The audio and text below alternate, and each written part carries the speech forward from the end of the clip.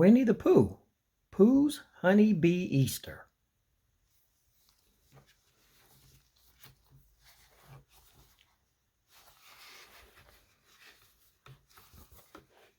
Winnie the Pooh likes bees. Bees make honey. And honey makes Pooh happy.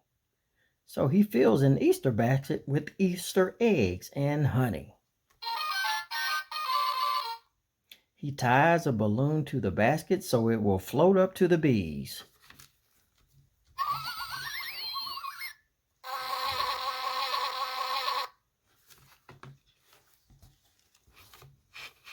Happy Easter, honeybees,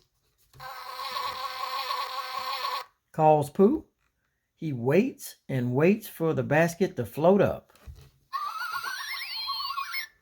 Perhaps it needs to be just a smackerel lighter, says Pooh.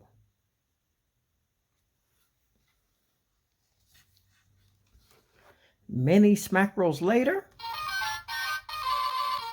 the basket begins to float.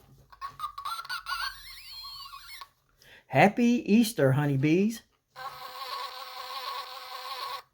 Pooh calls again, and this time he rather thinks that the bees buzz Happy Easter back.